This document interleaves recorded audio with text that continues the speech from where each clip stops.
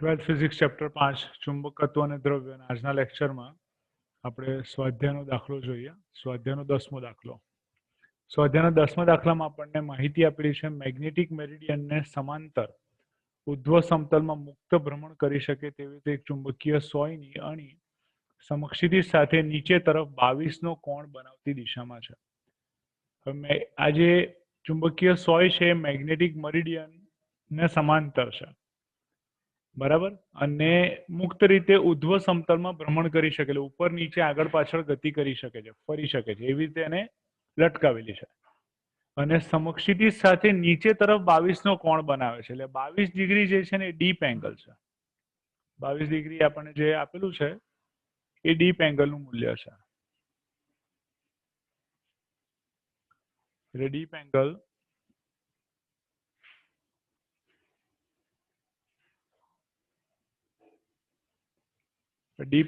I બરાબર 22 degree છે.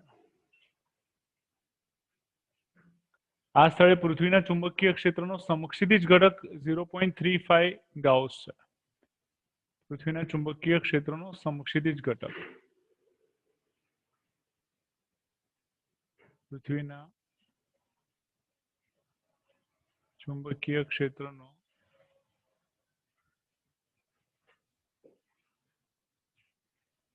સમક્ષિતિજ ઘટક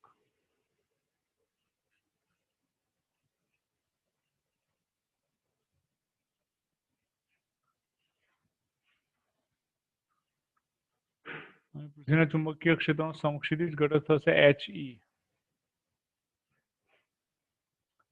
that is equals to 0.35 Gauss. આ સ્થળે પૃથ્વીના ચુંબકીય ક્ષેત્રનું મૂલ્ય શોધો. આપણે એવું લખી શકીએ, પૃથ્વીના ચુંબકીય ક્ષેત્રનું મૂલ્ય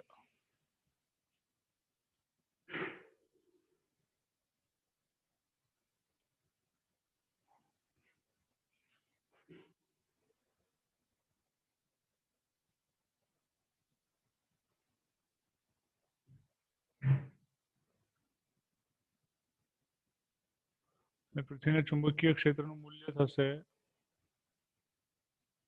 BE, એટલે એક સ્ટેપ વધારે લખું છું, horizontal component HE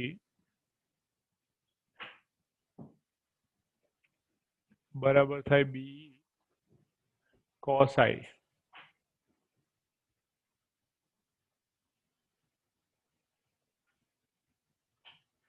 and therefore BE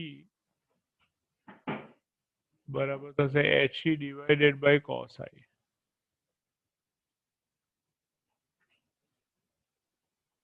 and therefore BE બરાબર થાય HE. HE નું મૂલ્ય છે 0.35 divided by cos I, એટલે cos 22 થશે. cos 22 degree. cos ના ટેબલમાં આપણે 22 ડિગ્રીની વેલ્યુ જોઈએ તો વેલ્યુ મને મળે છે 0.9272 0.9272 બરાબર. અને ભાગાકાર કરીશું તો બી નું મૂલ્ય આપણને મળશે, કિંમત થાય છે 0.3774.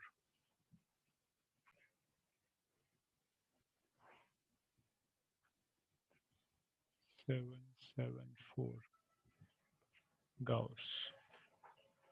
That is B. બરાબર. સો 22 નમન કોણ આપેલો છે.